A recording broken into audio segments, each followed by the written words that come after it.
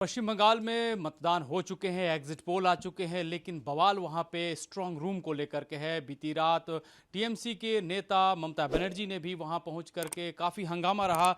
हमारे साथ भारतीय जनता पार्टी के सांसद भोला सिंह जी हैं। भोला जी, जिस तरह से कल रात में हंगामा रहा, ममता बनर्जी का आरोप है कि भाजपा के साथ इलेक्शन कमीशन मिला हुआ है और इनकी मिली भगत के चलते कोई भी अगर कहा जाए चुनावी गुनाह करने के लिए तैयार है। देखिए, निष्पक्षता के साथ में इलेक्शन कमीशन ने पश्चिम बंगाल विधानसभा का चुनाव संपन्न किया है। इसके लिए मैं इलेक्शन कमीशन को और उनकी पूरी टीम को बधाई देता हूं।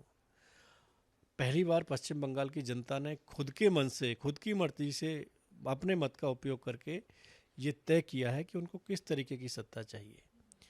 15 साल टीएमसी ने प्रदेश में शासन किया और 15 साल में प्रदेश की जनता माननीय मोदी जी की गरीब कल्याण की योजनाओं से वंचित रही, विकास से वंचित रही।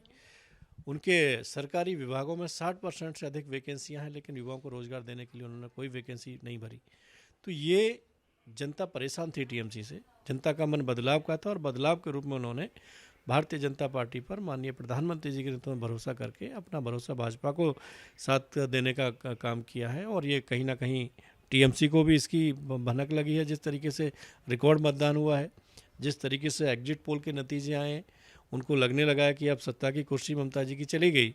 अब वो 4 तारीख के बाद माहौल तैयार कर रहे हैं कि ईवीएम को दोषी ठहराओ, चुनाव आयोग को दोषी ठहराओ, केंद्रीय बलों को दोषी ठहराओ, गड़बड़ी हो गई है दोषी ठहराओ। खुद की गलती नहीं मानेंगे। जनता ने जो तय किया उस पर उनको भरोसा होना चाहिए। अभी काउंटिंग बाकी है, ईवीएम खुलेंगे तो कमल खिलेगा और इसी की बौखलाहट टीएमसी में दिख रही है, मुझे लग रहा है। और 4 तारीख के बाद की तैयारी है इनको ईवीएम चुनाव आयोग को दोषी देके कि इनकी वजह से हम लोग नहीं आए, जनता ने उनको नकारा, ये लोग नहीं मानेंगे।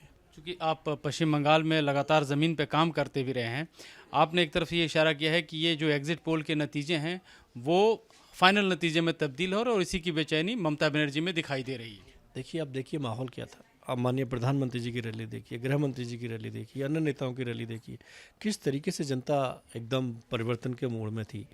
ऐसा नज़ारा हमको 2014 से पहले, जब मोदी जी अपने एक नेता के रूप में चुने गए थे और प्रधानमंत्री के लिए चुनाव था, तब एक जनता का इतना उत्साह दिखता था, इस तरीके से होता, वही उत्साह हमको पश्चिम बंगाल में देखा है। तब जनता ने परिवर्तन किया था, यूपी को बाहर निकाला था, अब जनता पश्चिम बंगाल की परिवर्तन करके केंद्र सरकार की इस सख्ती को टीएमसी दूसरे तरीके से रूप देती हुई दिखाई दी चुनाव में भी और अभी भी बोल रहे हैं। पैरामिलिट्री फोर्स के जरिए दमनकारी नीति बता रही है कि वोटरों को डराने का काम किया गया।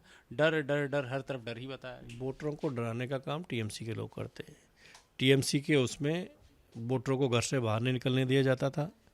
जो लोग वोट डालने जाते थे विपक्ष में, उनको ये मार पिटाई करते थे, घर में तोड़फोड़ करते थे, उनके घर में बम फेंकते थे, उनकी पिटाई करते थे। पुलिस एफआईआर नहीं करती थी, कोई कार्रवाई नहीं होती थी। लेकिन इलेक्शन कमीशन की जिम्मेदारी है कि निष्पक्षता से, जो लोकतंत्र में एक मतदाता का अधिकार है मत करने का, निष्पक्षता से वो मत करे। वो ईवीएम पे जाके तय करेगा कि उसको किसका बटन दबाना है, टीएमसी दबाना है या बीजेपी दबाना है या कोई और दबाना है। लेकिन वहाँ जाएगा तो वो तय करेगा ना। अगर वो उसको घर में ही कैद कर दिया और टीएमसी के गुंडे जाके खुद उनके वोट खुद डाल देंगे, तो वो किसको डालेंगे। अभी भी आपने देखा चुनाव के दिन सेकंड फेज में कि जहाँ बीजेपी का चुनाव चिन्ह है वहाँ पर उन्होंने टेप लगा दी। तो इस तरीके की गुंडे काम तो इनका रहा है। बहुत निष्पक्षता से, ईमानदारी से, बिना बहके इलेक्शन कमीशन ने चुनाव कराया पश्चिम बंगाल में और इसका परिणाम परिवर्तन में नजर आएगा। एक आखिरी सवाल है, चूंकि अभी विपक्ष फिर से लामबंद हो रहा है, कमर्शियल गैस सिलेंडर की कीमतें बढ़ा दी गई हैं, तकरीबन 1000 रुपये एक साथ बढ़ाई गई हैं। क्या ये चुनाव खत्म होने का इंतजार किया जा रहा था? ये विषम परिस्थिति पूरे देश में गैस को लेके है और इसमें कोई भारतीय जनता पार्टी या भारत सरकार तो दोषी है नहीं। ये पूरे दुनिया के साथ में कोई भारत का इशू नहीं है। तो उस परिस्थिति में भी जो एक आम नागरिक है, जो उपभोक्ता है, जो रसोई की गैस है, उस पर एक भी पैसे का इजाफा हुआ है क्या?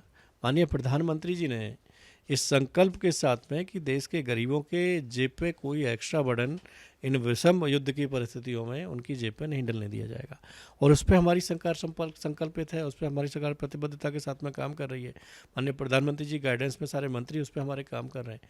कोई ब्लैक बाजारी नहीं हो रही है, कोई लाइन नहीं लग रही है, कोई व्यक्ति अगर सिलेंडर बुक करा तो उसको सिलेंडर उपलब्ध हो रहा है। तो बहुत अच्छा सिस्टम सरकार के उसमें हो रहा है।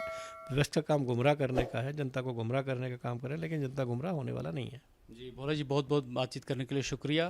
कैमरा पर्सन मोनू कुमार के साथ में अमृत तिवारी, विस्तार न्यूज़, दिल्ली।